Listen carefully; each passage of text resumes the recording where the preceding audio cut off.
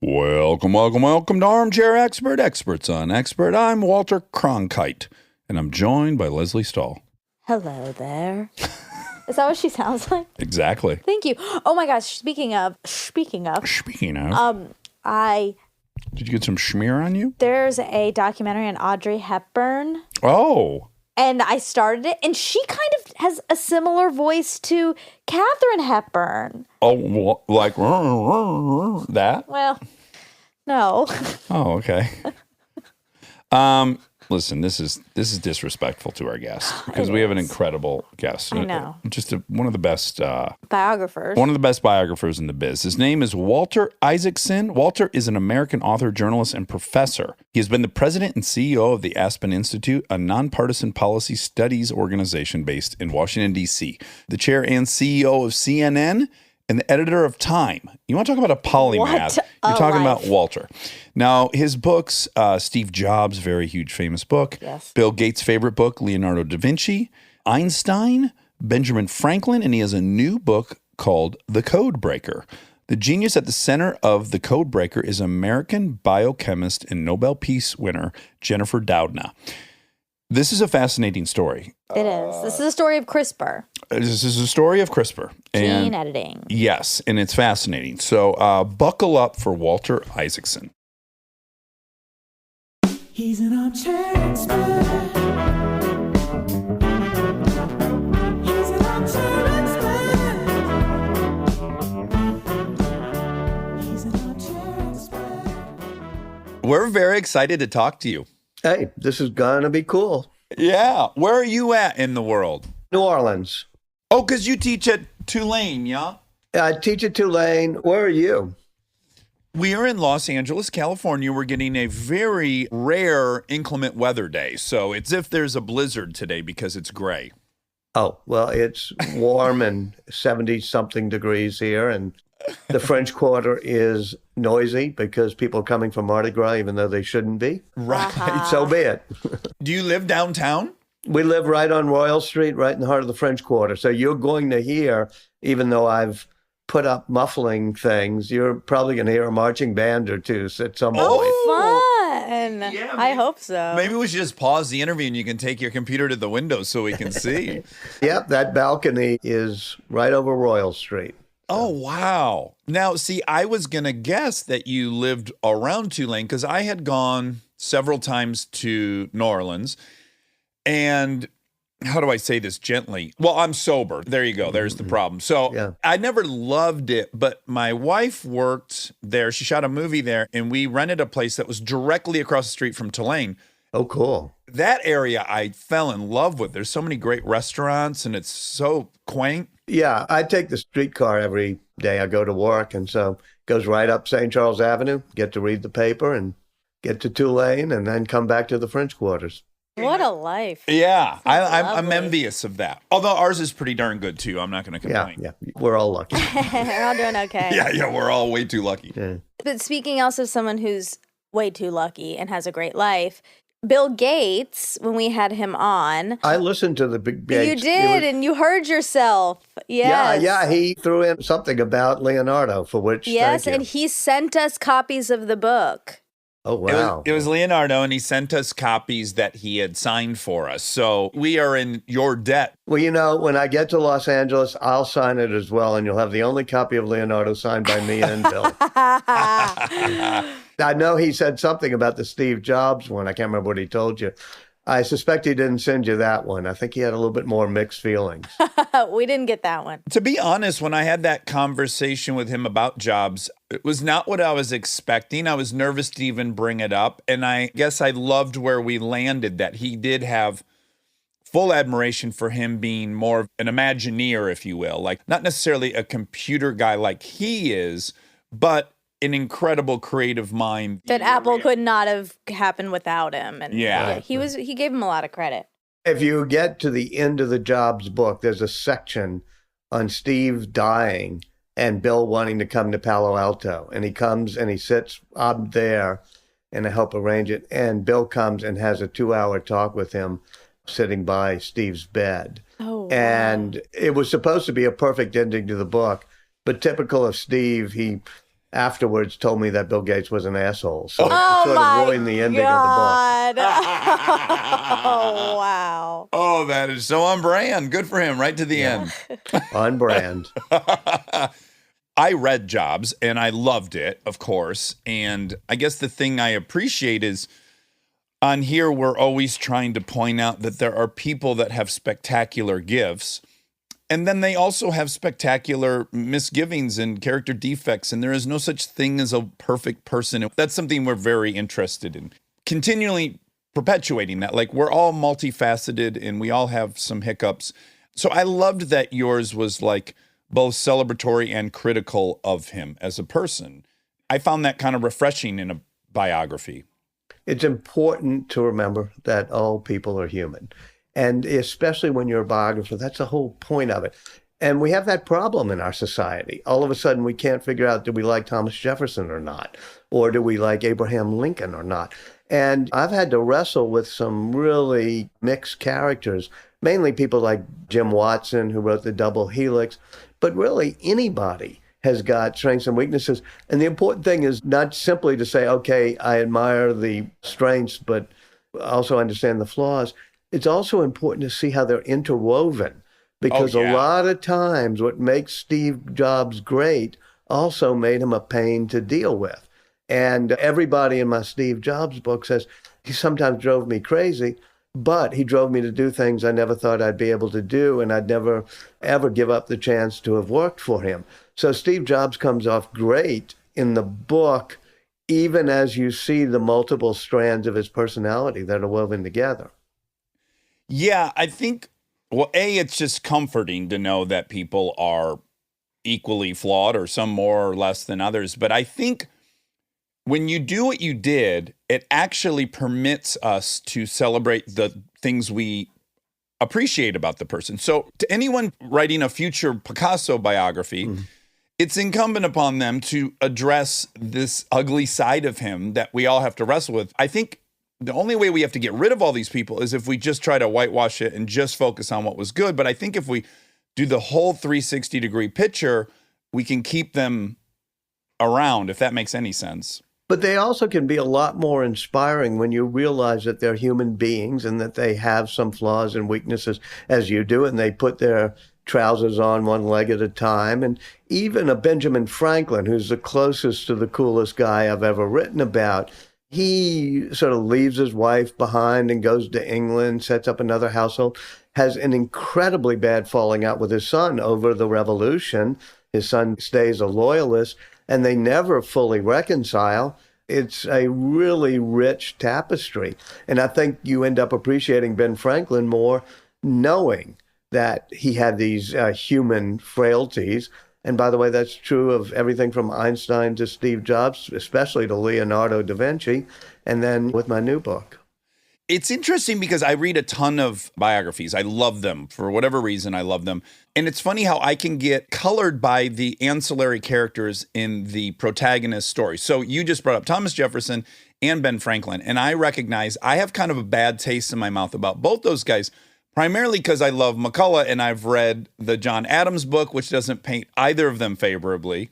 And yet I haven't gone all the way in on a biography that might paint the whole picture for them. But yeah, when I think of Ben Franklin, I think he was in France, right? In Paris, they're trying to get some help, and he wakes up at 2 p.m. and he does it like just a completely different work style than John Adams.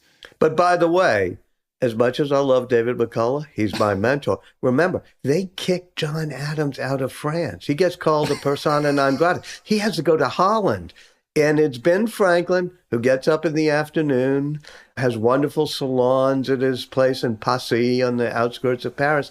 He's the one who gets France in on our side of the revolution. So you got to read the Ben Franklin along with the John Adams, and you can see two characters who had a grudging admiration for each other, but they were quite different in their personalities, just like we talked about Bill Gates and Steve Jobs being so. Yeah.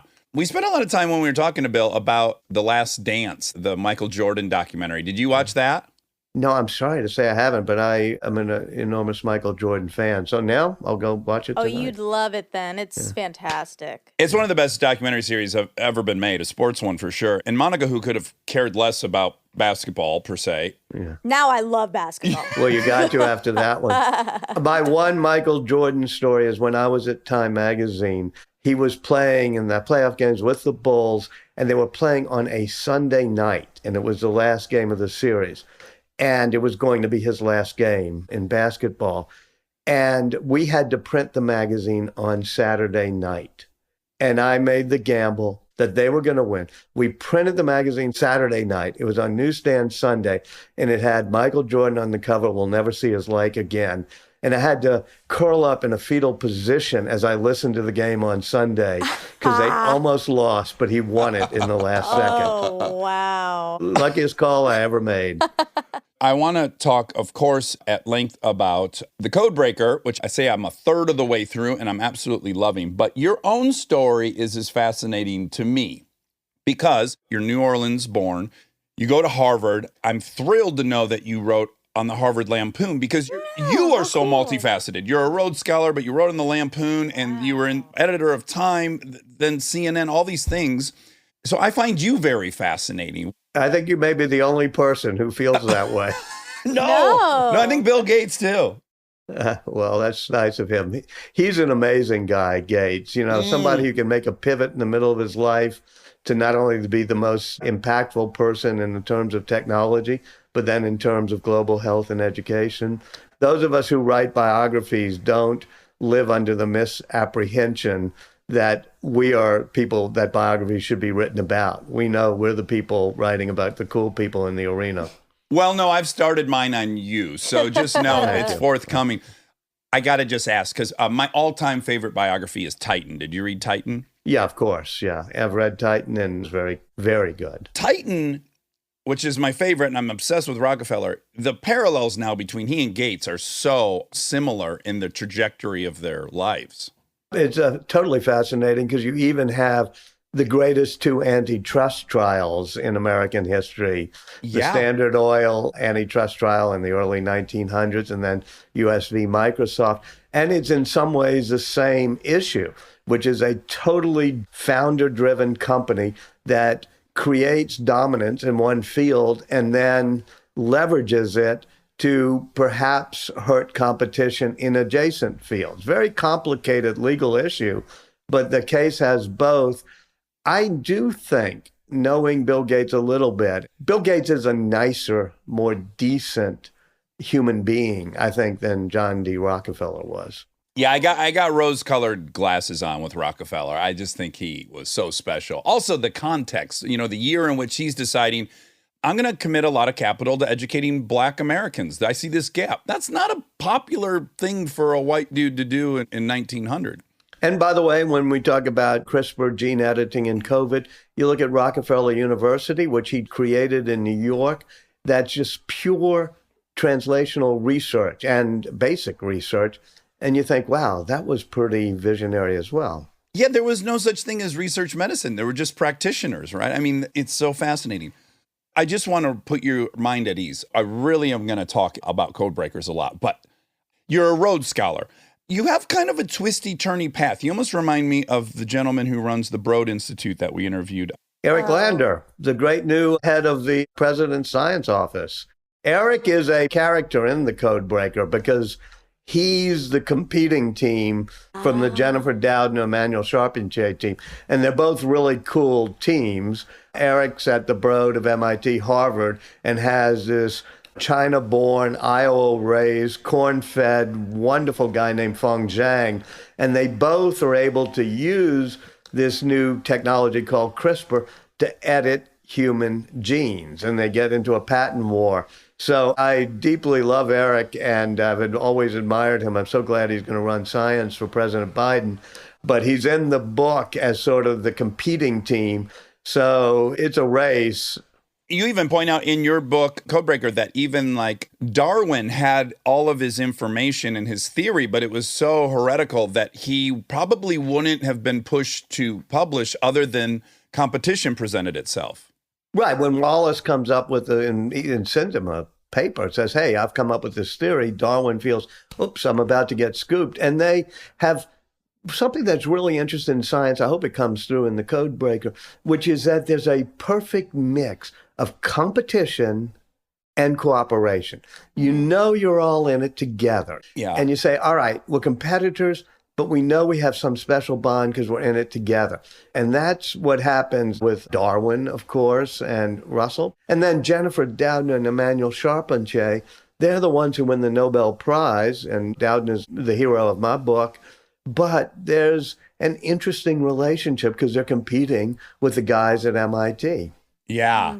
But his life, you're not at any point going to be able to predict where he is going to end up. And I would argue that you have a similar trajectory. Was the course through Harvard and then Oxford, was that always with the intention of becoming a journalist?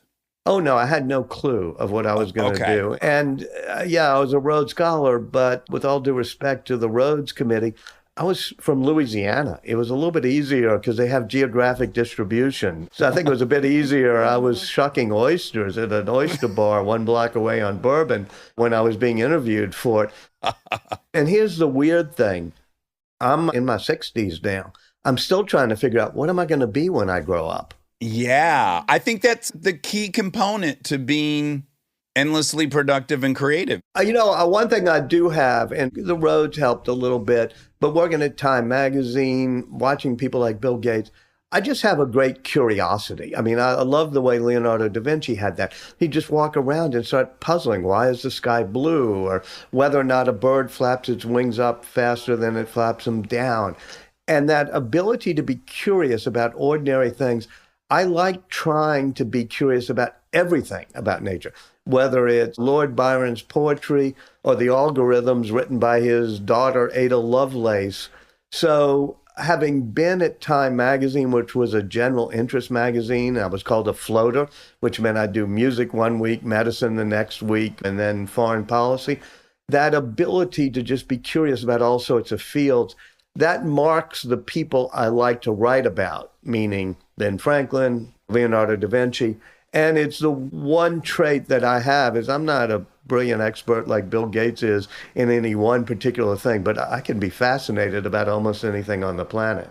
Yeah. I have a similar love and interest in just even the most boring thing. I'm like, wait, how's the electricity getting to my house? And this is how Jennifer and others start doing what becomes this gene editing tool, and this tool that's helped us figure out RNA vaccines, is they're just curious about bacteria have repeated sequences in their DNA. And like, why do bacteria do that?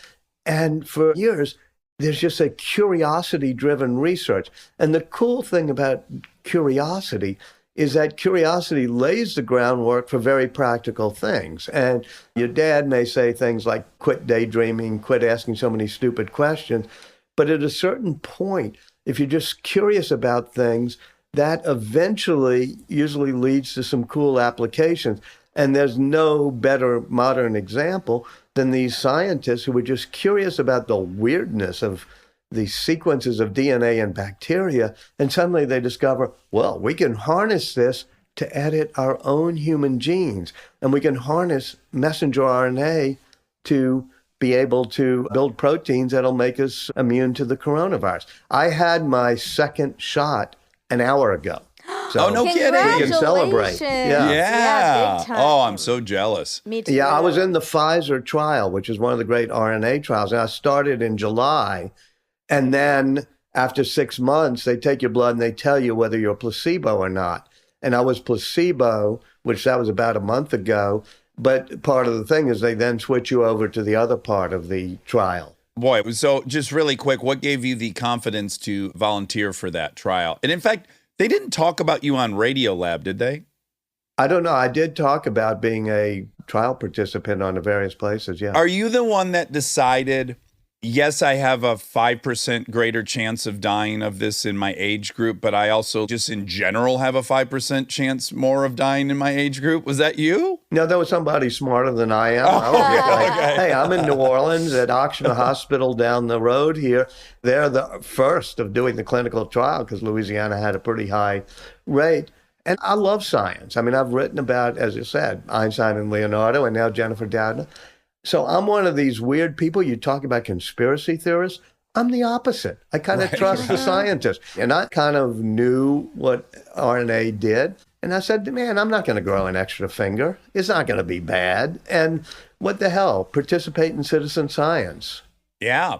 Okay, so I want to frame the code breaker in that the people you seem to do biographies on have a connective tissue. And it's not just that they are innovators per se, but in general, you seem to be drawn to people who actually create kind of a paradigm shift or a revolution. Einstein, of course, his theories inform physics for the next 50 years. And then Steve Jobs, he leads or is a very instrumental person in a new technology society, which we now currently live in. And you believe Jennifer is the same, that she and the work she does is going to lead to a whole revolution in how we experience life on planet Earth.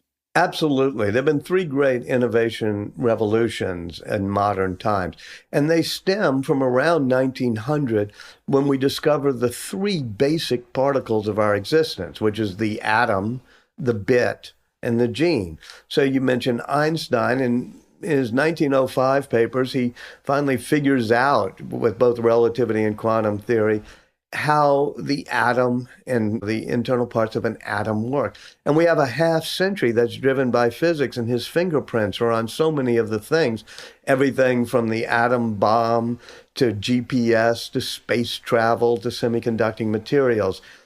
Then in the 1950s, you have a beginning of a new revolution based on the fact that all information can be encoded in binary digits, which we now call bits. And so that becomes the digital revolution, which is driven by three separate inventions that come together: the computer, the internet, and the microchip. So that's the revolution I grew up in, we all grew up in, was the digital revolution. Now, the next revolution begins really in 2000 when we finally sequence the human genome. The Human Genome Project gets finished. We realize that knowing the DNA is pretty cool, but we need to know how to rewrite it if we want to do anything better. And so that's when Jennifer Doudna and others come in with this understanding of RNA. And so now molecules have become the new microchips. Molecules are now the dynamo of the next innovation revolution. And our kids and the students I teach, they don't just need to know how to code digitally, they're going to need to know the genetic code as well. So I used the book on Jennifer Doudna and her colleagues to show here's the next revolution, and here's why it's kind of useful to know what a molecule is. Yeah, well, I think it's her in the book, I remember her stating, understanding how the atom makes molecules, and then those molecules are then biology. Like, I think when you learn these things, they seem so separated. We teach it badly that way, meaning we kind of start by teaching you biology, like in ninth grade, or at least they did to me. And then you get chemistry, and then you get physics. But the way it synthesizes better is you figure out how atoms and elements work. Then you figure out how those atoms become chemistry. And then you figure out how chemistry becomes biology. And the cool thing about watching Jennifer Doudna on this journey of discovery in the Code Breaker is that, she's just a young kid, and she says, why does the sleeping grass curl when you touch it? What are the mechanisms that causes living things to glow? And she realizes that there are mechanical things almost that are happening inside cells, and that translates into biology.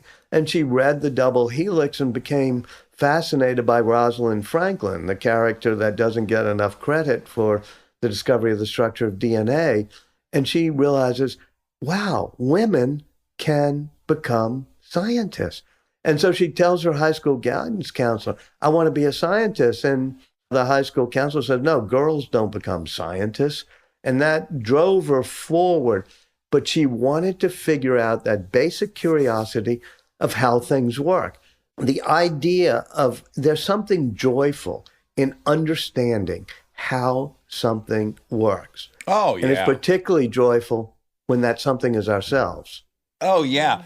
I want to back up on her story just for a second because I think it's so relevant, and you parallel it with the way Einstein felt and the way Jobs felt. I don't know how Leonardo da Vinci felt, but another common characteristic of these folks is that they felt like outsiders, that they felt that they were alienated in their surroundings. So in Jennifer's case, her father was a professor. He taught in Hawaii. She was first in a very large public school, and she was, I'm assuming, one of only a few white girls.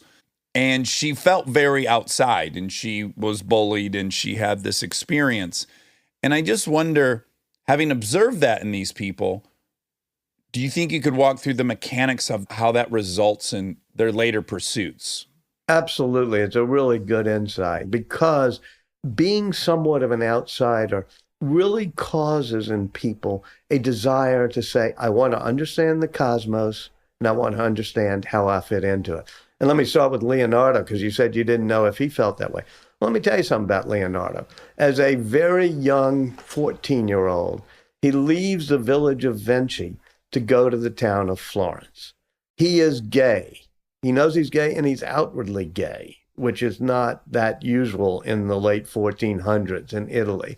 He's left-handed. He's distracted. He was born illegitimate, and he had all of these characteristics that made him an outsider, and yet he gets embraced by the Medici family and feels like he's both an outsider and an insider. And I think that's sort of the key to things. Certainly Einstein, growing up Jewish in Germany in the 1910s, 1920s, knows what it's like to feel like an outsider. For Jennifer, it's not as strong. Jennifer Doudna, as you said, grew up as a lanky, blonde girl in an all-Polynesian high school in Ilo, Hawaii, and she was called a Heole, which is not quite as bad as it sounds, but it's sort of a slur for mainland. Well, I'll say it for you. She was called fucking Howley quite often, as she says. Yeah, right. Well, yeah. I don't know on This is a toilet bowl of curse words, so don't worry. Okay. But anyway, I think when you get curious about how do I fit in to this creation, you do things like Leonardo did, which is draw a Vitruvian man with himself standing naked, spread eagle in the circle of the world and the square of the cosmos, the greatest drawing of all time. And if you're Jennifer, you're just curious, how does all of this work? And what is life? And how do humans fit into this? And I think you become a rebel, or as Steve Jobs put it, a round peg in a square hole. He celebrated the misfits, the rebels, people like that. He said people are crazy enough to think they can change the world are the ones who do. And Steve Jobs, likewise, was somebody who wasn't sure quite how he fit in because he was adopted and by a family, his father was an auto mechanic. And he couldn't quite figure out, well, how do I fit into this world? And sometimes felt a bit both rejected and also chosen, because he was chosen by his family to be adopted. So I think that feeling of, okay, let me understand this system better, we could all use a lot of it. Even those of us who born and raised in New Orleans and felt we fit in, it's really cool to always step back a bit and say, let me try to look at this as an outsider. Just when you brought up Jobs, I'm reminded of that amazing scene in your book where he goes to the restaurant that his father either owned or worked at. Yeah, his birth father's restaurant. Do you know this story? I don't think so. Jobs is aware of the fact that's his father, right? Yes, what happens is Jobs is always treated correctly. The people who adopted him as his mother and father. He had no particular interest in figuring out who his birth father was, but discovers he has a sister from his birth mother, says, you know, you have a sister. It turns out to be the famous great novelist, Mona Simpson. So Steve talks to Mona Simpson, and Mona Simpson decides to find the lost father, who had been a graduate student at the University of Wisconsin from Homs, Syria, and so definitely an outsider. And Jobs is able to track him down. Jobs doesn't really want to go see him, but Mona does. Mona tells Steve Jobs who it is, And Jobs realizes that he had met the guy because he used to eat in the guy's restaurant near Palo Alto. Oh my And God. he said, "You mean that guy is my father?" And Steve then never sat down and talked to him. Well, and deeper than that, wasn't there also an element that that guy was talking about Steve Jobs? Like, was aware of Steve Jobs as the Apple guy? Oh, well, because Steve had gone into his restaurant, and the Yeah. guy who ran the restaurant, John Gindali is his name, used to brag, even Steve Jobs eats here. Oh, And then at some my point he God. discovers Steve Jobs this is my son. story is tragic. Oh, well, the book's very tragic in Oh. many ways. But yeah, how wild is that? He's aware that his biological dad is proud of having just served him. That is Yeah. so wild. Stay tuned for more Armchair Expert, if you dare.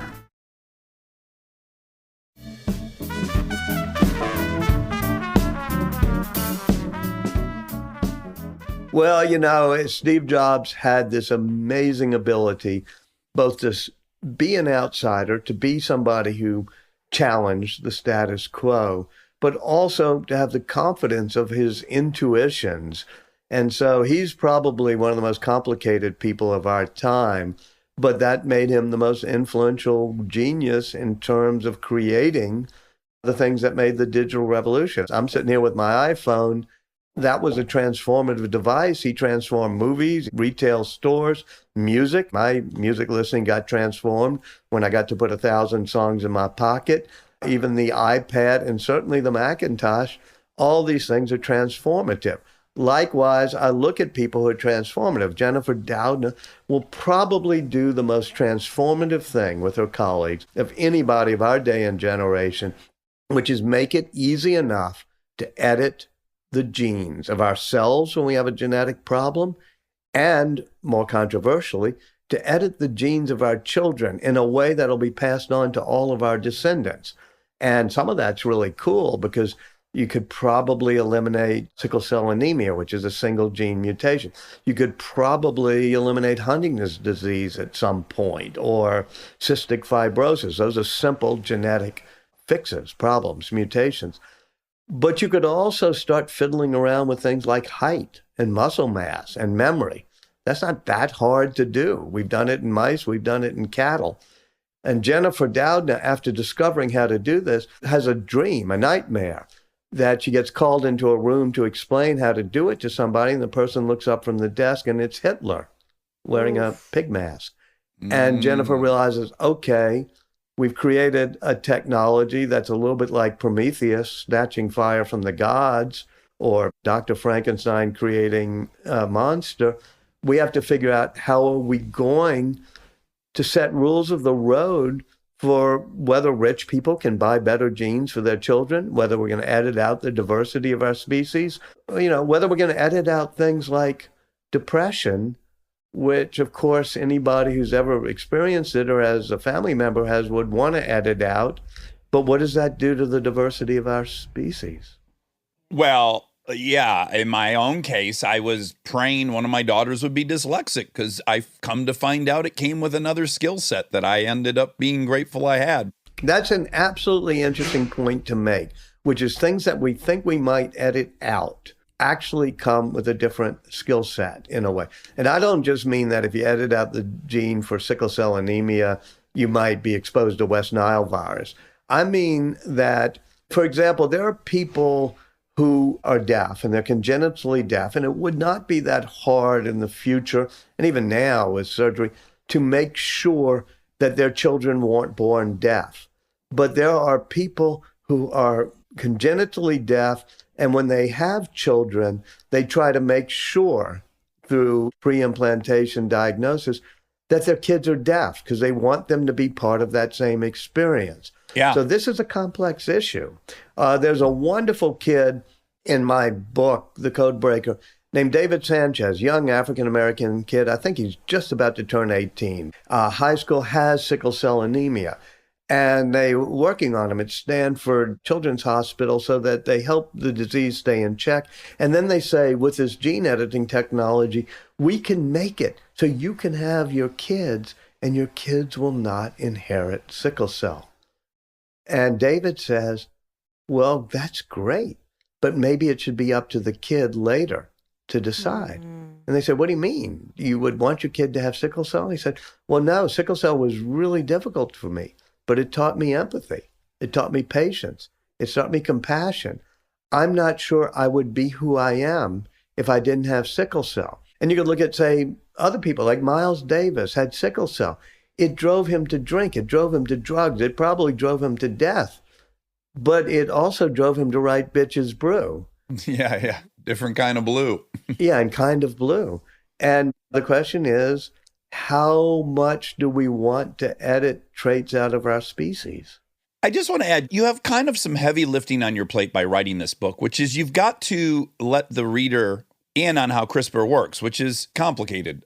It's not as complicated as relativity. It's not as hard as Einstein. That's a great point. Bacteria have been doing it for more than 1 billion years. So if they can figure it out, we can figure it out. Yes, but in a nutshell, because you hinted at it a couple times, but in their studying of bacteria, they saw these abnormalities in the DNA, right? Yeah, they were clustered repeated sequences in the DNA of bacteria. And they'd say, hey, how come these sequences keep repeating? And then they tried to figure out, what purpose do they have? And finally, they figured out that they contain, in between these repeated sequences, little snippets of the genetic material of viruses that had attacked those bacteria. And so what the bacteria do is, that's like a mugshot sitting there on their wall. When that virus attacks again, the CRISPR has a scissors called an enzyme that chops up that virus. Now, by the way, it adapts to each new virus attack. Hey, that's kind of useful these days. And so that makes our ears perk up. But it also can be used to cut the DNA of our own cells if we want to change it. And so that's how CRISPR works. And what they were able to do is figure out what are the essential parts of that system, which is simply the repeated sequences and an RNA guide, a tiny piece of RNA that guides these scissors to the place it's supposed to cut. And Jennifer Doudna and Emmanuel Charpentier do that. They win the Nobel Prize a few months ago for it. And then people like Feng Zhang and Eric Lander, along with Jennifer Doudna, then 6 months later, have figured out how do we use it on our own genes. And boy, it's actually not that complicated. It's a beauty of nature that's simple. It is shockingly simple when it's explained to you, because it seems absolutely impossible that we could ever get in there and monkey with the structure of DNA. Seems, how on earth would that happen? What tools would we use? What can be that microscopic? All these things. But yes, to discover it already existed in nature and could be harnessed for us is so mind-blowing. It really is. Nature is beautiful that way. Well, you know, even when you were just talking about the different stages of the big revolutions over the last 120 years, what I was struck by really quickly, maybe you talk about this later in the book, but a computer is binary. It's ones and zeros. It turns a switch on, it turns a switch off, right? The big pie in the sky fantasy for computers would be that they could be quantum, right? That you would introduce 2 more switches. So you'd have 4 switches, and that would infinitely improve the speed and ability of a computer. And as you were talking about computers, I was thinking, well, that is how DNA works. We have 4 switches, right? We have AC, Right. GT. Are those the right ones? Yeah. So our body is already kind of operating as a quantum computer, isn't it? I'm not sure it's a pure quantum computer, but it's obviously infinitely more complex than the binary computers we use. And this is particularly important in my Tulane class here. I teach the history of the digital revolution going to the biotech revolution. And the question is artificial intelligence. And Bill Gates, your great guest that you had, once said years ago when I was writing a story about him, he said, you know, we're never going to get artificial intelligence in a binary system, on-off switches, because that's not the way our brain works. It's a mixture of analog and digital, our brain. There are things that are waves in our brain, not just synapses. And the best way to get artificial intelligence is not to just get faster and faster computers. It's to reverse engineer the way nature did it, by reverse engineering the brain. And then he said, but of course that would be cheating, although I think Microsoft did reverse engineer some other people's technology. How dare you talk about Yeah, my hero he's just like that? wonderful when he talks about artificial intelligence. I mean, he is the smartest, coolest guy around. But it made me think, and that must have been 20 years ago, I was reporting that piece, but it made me think, okay, our brains may be fundamentally different than our computers, and the molecules in our body, as you said, which are governed by information encoded in genetic material, DNA and RNA, not binary material, that our bodies and our molecules are fundamentally different than our microchips. And this is another example of why nature is so beautiful. Yeah, it truly is. And also to the AI point, we're going to interview a guy who wrote the original book, Emotional Intelligence, today, in fact. And the point he makes is like artificial intelligence. When you think of artificial intelligence, it is a component of intelligence, which is the logical side. But the emotional intelligence that humans have, which is empathy and all the things you've listed that Jennifer exhibits, those can't really be AI'd yet. Yeah, I think there are two schools of thought ever since Ada Lovelace in the 1830s said machines will be able to do anything that can be notated in symbols, but they'll never be able to think. They won't be able to originate thought. And 100 years later, Alan Turing writes his famous imitation game paper saying, "Can machines think?" And he calls it Ada Lovelace's objection, and he says that Lady Lovelace was wrong. Now, you look at the people in the digital revolution, they're either those who love connecting humans to machine, the way Steve Jobs did, and those who've been more successful than those who have pursued pure artificial intelligence. Interesting. So they're just, the other side is too myopic in it. They're not trying to figure out how to incorporate the human into the experience. Is that what you're saying? Yeah, I think that incorporating the human in the experience is both good for the experience, and it's certainly good for us humans not to leave us behind. Okay, so what is kind of getting well documented is that the technological revolution and the computer revolution, we're seeing kind of where it went, which was largely unpredictable. I think most people that were involved, they weren't mustache twirling evil people. I think when the person at YouTube wrote the algorithm that figured out how to serve you up something just a little further down the rabbit hole of fundamentalism, that was kind of an unforeseen outcome. The storming of the Capitol buildings, most certainly a product of the unforeseen outcomes of these machines. So CRISPR has that same potential. And you've listed a couple, like people will be able to, in theory, design their child if they have the resources to do so. Mm-hmm. So how do we maximize the utopia that this promises and minimize the many issues that will arise we can't even foresee? Well, the reason I wrote The Code Breakers is I think that's the most important policy and moral question of our time, of the next 10 or 15 years, which is, to what extent are we going to use gene editing to change the human species and to change our children and all of our descendants? So it's difficult to have a lot of rules and regulations, because I went to Jennifer Doudna's lab, and within 2 days, with the help of 2 graduate students, I edited human cells. I was able to change the DNA in human cells using CRISPR. Now, if I can do it, or me and 2 graduate students can, a lot of people can do it. Now, don't worry, we took those cells that I edited and flushed them down the drain with a lot of chlorine, so I didn't create a Frankenstein's monster. But 2 years ago, one of the people who had been to Jennifer Doudna's seminars, a guy from China named He Zhongqi, created the first CRISPR babies. He edited the embryos of 2 twin girls when they were early stage embryos to take out the genes that allow you to build a receptor that allows HIV viruses to come in. Now, that sounds like an okay thing, but there was a lot of shock and horror that we'd already started editing humans. We've talked about this person a couple times. And one, the man did it without the knowledge of the parents, right? If I recall. Yeah, well, they had consent. The question is whether it was informed consent, but that's not the biggest problem in my mind. Okay, beyond like the obvious stuff, the thing that keeps smacking me in the face is like, why that thing? I don't understand why that was the thing he decided. Well, he grew up in a very poor town in China that was racked by HIV/AIDS.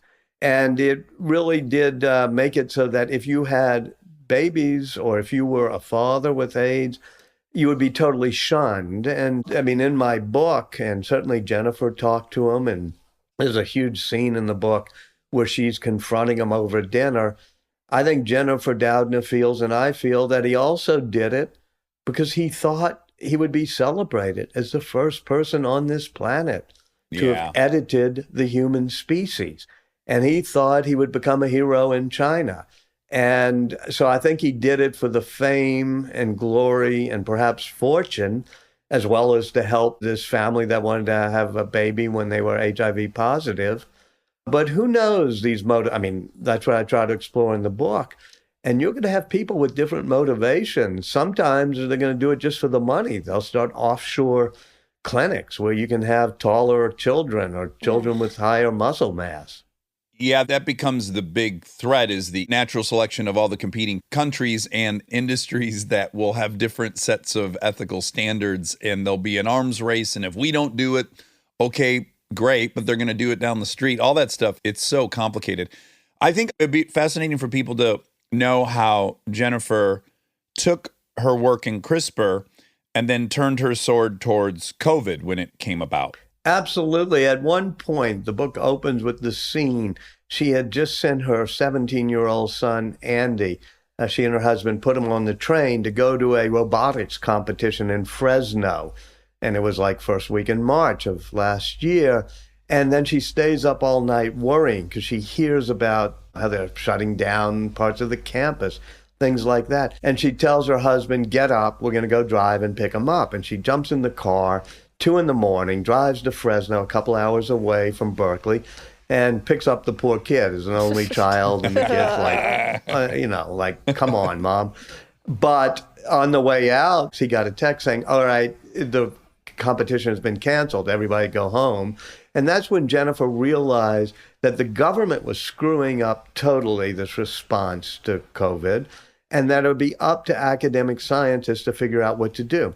So the next day, she convenes a meeting of 50 research scientists at Berkeley and the Bay Area, some in person, some by Zoom, and they start a lot of projects. One, to just do a high-speed testing lab, because it was just amazing, as you remember, how hard it was to get high-speed tests. They also figured out, wait, if bacteria can use CRISPR to remember a virus and then kill it the next time, maybe we can create two things. One, a really good detection technology using CRISPR, but another, a technology that actually destroys the virus in human cells. And so there are things called Pac-Man, which was invented out in the Berkeley area by one of the people working with Jennifer. And at the Broad Institute with Eric Lander and Feng Zhang, they invented something called Carver. Now, these aren't totally available yet, but these things are coming online, these instant detection kits and even treatments. And by the way, the treatments may be more important than the vaccinations because vaccinations have to use our own immune system. I said, I just got one this morning. I can feel my immune system having some issues here. But if you can directly kill the virus in your system without having to use the intermediary of your immune system, that's cool. So all of that has been done. And here's another, what I think is a really cool thing. Jennifer Doudna, the hero of my book, did the gene editing technology, and she was in competition with this wonderful guy, Feng Zhang, working with Eric Lander at MIT and Harvard. And they fight over patents, they fight over who should get credit for the discovery. But they both start in March of last year doing this fight against COVID using CRISPR technology, and whenever they find something out, they put it up for free on one of these servers on the internet. They don't patent it. They don't claim credit. They say you can build upon it. And that notion of competing for patents and intellectual property goes out of the window, as the only thing they're competing is who can contribute fastest to this common pool that we're doing to fight the coronavirus. And that is the overall lesson of the book, which is that nature is beautiful, basic science leads to really cool things, and in the end, it's a noble, noble pursuit. That's what scientists like Jennifer Doudna know. And that's what I hope younger people reading this book will say, I get it. Basic science can be a noble pursuit. Yeah. It's incredible. Now, I'm aware of the fact that the vaccine is an RNA vaccine and that that's a new approach. Is it specifically originated with CRISPR technology? Is that how the vaccine came about? They both use RNA as their underlying technology. Okay. As we said earlier, DNA thinks it's the cool molecule. It's the famous one. It gets on the cover of magazines. Jennifer Doudna figured out early in her career the structure of RNA, and RNA turns out to be a more versatile molecule. It's the one that takes the information, our genetic code, and goes to the manufacturing region of a cell and makes proteins. It orders up the making of proteins. And that's how the RNA vaccines work. You have a messenger RNA that goes into the manufacturing parts of my cell that just got shot up today. And it says, make this fake spike protein so that if the coronavirus hits, my immune system will say, oh yeah, I know that spike protein. I'm going to get rid of it. Now, the way CRISPR works is it uses RNA as a guide to take a scissors and cut our DNA. Or for that matter, you take a scissors and can cut up the coronavirus. So both of them use this miracle molecule, RNA. I mean, if I were at Time Magazine and had to do a Man of the Year, Person of the Year, I'd just say, no, we're going to do a molecule of the year. It's RNA. It's created CRISPR, and it's created the vaccines we just got. And so that's how they're related, which is this curiosity that most people didn't worry about, which is, what does RNA do in the central dogma of biology? Well, it can edit our genes, and it can make vaccines. Yeah.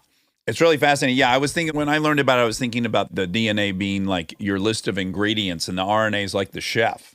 It like goes and makes the thing. DNA is like a blueprint, and my dad was an engineer and, construction, and the RNA is like the contractor, does the building of things based on a blueprint it goes and finds in the nucleus of our cells. Yeah. Have you ever written about someone and they did not find it favorable? Oh, yeah. Henry Kissinger. I think years ago, when I was very young, I wrote a biography of Henry Kissinger, and he was quite upset. I think that if he had reread his Nobel Peace Prize citation, he'd be upset that it understated his accomplishment. He has a brilliant mix of ego and insecurity. And so I think for about 20 years, he was not easily speaking to me. I think when I became editor of Time, we threw a party for everybody who had been on the cover of Time magazine. And so he was invited, and I was wondering whether he'd come because he wasn't speaking to me. And the phone rings, and my assistant says, it's Henry Kissinger on the phone for you. So I pick it up, and he goes, Well, Walter. Now, my reaction was either this is Henry Kissinger or it's my friend Graydon Carter, who does a great Kissinger imitation. He's pulling my leg. So I didn't want to fall for it. I went, And he said, Well, Walter, even the 30 Years' War had to end at some point. I will come to your party. And so he was a guy who didn't like the book written about him. I still think it was a totally fair book. Yeah. Well, I got one more Kissinger question, because when I read your list, I'm largely aware of everyone that you have done a biography on and their contributions. I'm totally ignorant on Kissinger. I hear him all the time referred to as a genius, and I just was wondering if there's like a 2-second blurb you can give me on why Kissinger is so special. Well, he created a foreign policy that was based very much on a realistic appraisal of national interest, not on idealism. Now, that sounds bad, and it was a problem because America just doesn't like that type of foreign policy. And there was a bad consequences, the Christmas bombing of Vietnam, the secret war in Cambodia, the attempts to overthrow the governments of Chile. So it was a non-morally based foreign policy. However, it was important as we came out of Vietnam to inject a bit of balance of power realism. And that's what Kissinger did. He understood he could make an opening to China. That was huge. And a détente with Russia. And that he could play Russia and China off against each other in this three-way balance that would preserve America's influence after Vietnam. Now, this is a mark of his brilliance in some ways, but if you read my book on him, or if he reads my book on him as he did, you're going to say, okay, I'm not sitting there turning him into a hero. Right, right. That's fascinating. So I imagine he's the one who brought in then McNamara? Oh, no. McNamara was defense secretary for John Kennedy. Kissinger is an outside advisor a little bit to Kennedy on the Berlin crisis. But Kissinger comes in with Richard Nixon after LBJ decided not to run again in 1968. Okay. Well, another great biography, right? The LBJs. Oh, yeah. We're waiting for that final volume of Robert Caro's. Well, it's been such a pleasure talking to you. As I said, I'm in the middle of the book and I absolutely love it. And I'm really glad that you're celebrating a woman and giving the credit to her. But, you mentioned outsiders. Let me just quickly say, in some ways, when they're doing DNA in the late 1990s, the Human Genome Project, and it's a lot of alpha males, Craig Venter, even Francis Collins, Eric Lander, who you've had on your show, whatever. Very few women were involved. And a group of women decided then that, okay, we're not part of the boys club doing the Human Genome Project. They focus on RNA and the structure of RNA. Jillian Banfield, Jennifer Doudna, Emmanuel Charpentier. And as I said, RNA turns out to be the better, more interesting molecule. And so this notion of focusing on a woman, it's yes, just like Rosalind Franklin inspired Jennifer Doudna that she could become a scientist. Here, I hope I'm inspiring a lot of people and also think different, as Steve Jobs said. Maybe don't go where the puck is or where the soccer ball is. Instead, figure out where on the playing field you should be. That's what the women were able to do, Jennifer Doudna foremost amongst them. Well, and in Jennifer Doudna's own life, her father put on her bed the double helix, which I think helped her imagine a world where she could be a female biologist. So I think this book, too, could be put on someone's bed, and I'm grateful you've written it. Wow, that's a sweet thing to say. I guess my dream is somebody will leave it on the bed for their daughter or their son. Well, I got two of them, so I thank you personally so I can put it on my daughter's beds. Please do. I think girls are scared out of science early on. Yeah. Totally. And it's really, really important for us to have a representative of that level portrayed, and talk about the book on the bed and talk about like the little things that led to the enormous things. Especially when her guidance counselor, after she read that book, told her, girls don't become scientists. And this is a horrible thing in our society that's finally starting to get remedied, which is girls in grammar school aren't expected to do math and science quite as well. And it happened even to my daughter, where her high school counselor said, well, you don't have to take AP math. And it was a good thing is it made my daughter want to take AP math, and it made Jennifer Doudna wanting to be a Nobel Prize winner in chemistry, which is indeed what happened. Yeah, we need more examples of that. So. Well, I hope my book is an example of that, and I hope your podcast is an example of it. Yeah, well, we love chatting with you. Yeah, big time. Hey, this is a very, very good show. When I watched Bill Gates on it, I thought, this is funny. This is good. And look, making me seem down to earth, I think is kind of easy. But you made Bill Gates so charming, the charming way he is. I mean, he's a charming, decent, wonderful guy. He's a goofball. Yeah. Very few people can pull that out of him but you did it. Congratulations. Thank you so much. Yeah, we loved that documentary about him so much. And what we saw in that was like, this guy is very playful and you're not really aware of it. He has the best sense of humor you can imagine. Yeah. And he loves Diet Coke, as do I. So that was the bridge. Well, Walter, we hope to talk to you again soon as you write another book, as I'm sure you will. And we wish you well with everything. Everybody should read The Code Breaker, the story of Jennifer Doudna, and check out every book you've written. We're about to get into the Leonardo da Vinci one. We're very excited about that. The pictures in it are really good. Oh, good. Awesome. They're his pictures. All right, take care. Bye. See you later. Thanks for having me.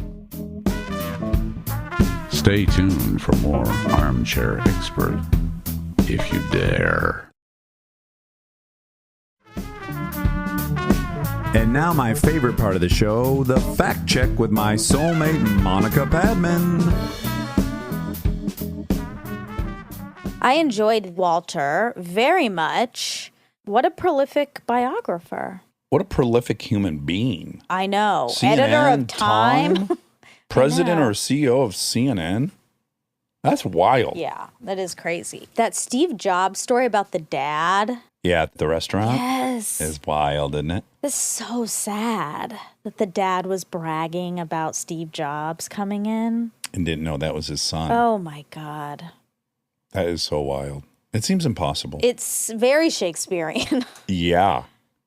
Great adjective. I still haven't read The Codebreaker yet. It's sitting on my nightstand and I really want to because I do find this story specifically so fascinating for so many reasons. One, just I love hearing about women excelling in science. Oh, of course.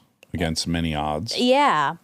And this is the beginning. It's like if we could go back in time and revisit the beginning of social media. What would we do differently? Because this is an ethical Pandora's box. And I agree with him that this is the fourth thing. There's like the Industrial Revolution, Yeah. the Computer Revolution. There's going to be a medical revolution. Yes, and It's going to absolutely. be wild. But we have to be on top of it now. We can't try to shove it back in. Obviously, we've learned that lesson. Yeah. I hope. I do wonder, though, if it's a lesson you can learn because the people who created the YouTube algorithm were very well-intentioned, moral people who literally didn't consider. But that's what outcome. I'm saying. I know, but I do think a lot of the downsides are going to be unimaginable. Like you can't head them off at the pass. Some you certainly can, but I think a lot of these things are going to take some bizarre shape no one could have even really thought of. I just think we have to, from the get-go, put some really intense regulation on it. Oh yeah, I agree. Which I think we should have done in tech, and we didn't know. We had no idea what it could possibly have led to, and I wish we did. And I want us to do that with gene editing because my Okay, I'll do God. it. I'll write Okay. I'll write a couple bills. Thanks. Yeah, I'll get on it. I also find it increasingly interesting. I mean, I know globalization has been happening for so long, but I feel like recently it's so real, like with COVID and climate disaster, and this is going to be so global where we have to have global regulation. It cannot be. I was going to say that's the enormous hurdle, and that was the same hurdle with tech. There's no way we could have hamstrung ourselves and then just lost out to China, where now we're behind the eight ball, and they did evil shit anyways, and now we have the evil shit, but they designed it. Yeah. Oh, it's tricky. It is. It is. So we have to just get comfortable knowing, okay, we're really all in this together, and we got to get global Cooperation. Yeah. Yeah. And maybe a global watchdog that actually has teeth. Yeah. Wow. I'll do it. Oh. I'm also going to do that. We could also hire my coyotes, Yes. my coyote pets? Yes. Okay, so Picasso has come up a couple times, and every time it does, in connection to cancel culture and stuff, I don't really know what he did. I think he had sex, I think. Well, I guess he can't sue me. He's dead. I believe he had sex with a bunch of very young girls. And I think he was pretty out in public with a lot of young Really? girls. Yeah. And yeah, and I think just in general, he was very lecherous. Right. So when I looked into it a little bit, there's an article that says, like, he had his minotaurs. I guess that's a painting, I guess. It could be considered a detailed psychological account of toxic masculinity. Instead, the series is mostly lauded as an expression of man's virility, power, and vulnerability, culminating in a guilty appeal to our sympathy. Picasso as the self-mythologized and self-aware monster, a victim of both himself and of the women he regarded as either goddesses or doormats and machines for suffering. Okay, yeah, so he drew himself as a beast raping women a lot. Oh, okay. So I think it maybe is more in his art or maybe also in his life. I think his life was pretty questionable by today's standards. Picasso created an exceptionally miserable life for just about every woman he claimed to love. In a memoir written by Picasso's granddaughter, Marina, Picasso details the way in which Picasso bled the women in his life dry. He submitted them to his animal sexuality, tamed them, bewitched them, ingested them, and crushed them onto his canvas. After he had spent many nights extracting their essence, once they were bled dry, he would dispose of them. That's a weird allegation because it's metaphorical at times. Yeah. Not a great dude. Anyway, that's come up a bunch, and I've always been like, yeah, but I haven't looked, I didn't know the deets. There's a lot of people like that. Wouldn't you agree? Like, there's a bunch of people I know are in trouble, but I don't really know what they're in trouble The for. specifics. Yeah. Yeah. I listened to the Malcolm Gladwell and Adam Grant discussion that you had mentioned, and it was so great. It's on Adam's podcast, Work Life. And Malcolm may have posted it too, but it's two different conversations they've already had, and they're spliced together. One, Adam hosting Malcolm to promote something, and then the other, Malcolm hosting Adam to promote his book. Yeah, and it's really, really good and so fun. They're such good sparring partners. Yeah, talk about a dance. Yeah. Those guys, as soon as they start, that needle drops and the dance is on. But I really liked, at the end of that, Malcolm was talking about, they were promoting Adam's book, Think Again, which of course we had him on to talk about it, so everyone knows, I hope, but it's all about rethinking your assumptions. And Malcolm said something really poignant. He was like, you actually have to especially rethink the ones that you feel steadfast in. Right. And I think it's easy to rethink ones you're on the fence about or that are like hot topics. Yeah. Cornerstone beliefs are. But you have to. You're obligated to. And he was talking specifically about the issue of, can trans women compete with Cis women, yeah. Yeah, cis women in sports events. And, normally his thought is, no, they can't. Mm-hmm. But he is saying, I have to keep revisiting it. And it's important to, because there are people involved. Funny enough, that's one of mine as well. Yeah. I'm very open to the idea that there's something in there that's, that I'm wrong about. Well, that's what he's saying. Every single time there's an article or something that comes out on this topic, I'm obligated to read it, to really look at it and think about it, because it's an opinion I hold. It's important to really continue to think about these thoughts that it obviously doesn't have to be this one, but any opinion you have that you feel super strong about. Well, and I have many. The trans one is a great one for me to talk about because I have been vocally supportive of gay people since high school. I haven't been as quick to be vocal about trans. And I think one of the reasons, it was occurring to me when I watched The Lady in the Dale, is that I don't know any trans people. So I have not really heard the personal story of someone. Uh-huh. And watching that documentary and actually looking at the history of what people had to endure that were trans in the 70s and 80s, in the 90s, currently, it was pretty eye-opening. Yeah. And because of that, hopefully we're going to have a professor that was in that documentary to talk about it, because it really kind of opened my eyes and I was like, Yeah. So anyways, maybe my opinion would evolve on the Olympics. Yeah. It's just important to remain open-minded. I mean, it's so much easier said than done for all of us on everything, I think. So easy to solidify your opinions. Okay. Oh, just to clarify, we recorded this a while ago, and he got his second vaccine that day, and we were really, really excited. We had a big reaction, but it was really early on. Yeah. So just that's that. I wonder, so you were talking about a radio lab, about a guy talking about being in the vaccine trial, and I'm not sure which one, but there is a Radiolab episode called The Great Vaccinator. Yeah. It was in December it came out. Yeah. Was it that? Didn't Molly send it to you as well? She did. She sent me that, but I haven't listened. I didn't know it was the same one. It's awesome. It's not so awesome because of the part I talked about, which I thought maybe he was the guy who had participated in the study. Right. He was not. But learning about the guy who invented like fucking 8 of our biggest vaccines, he saved literally he's at 1 billion people he's saved, and no one knows his name, and I've already forgotten it. Is saved more human lives than any human to ever live on planet Earth, and no one knows his name. It's crazy. Isn't that wild? Yeah. I got to listen. And the way he approached it and the speed at which he could do it, one of the most incredible scientific minds to ever live. So cool. It's really good.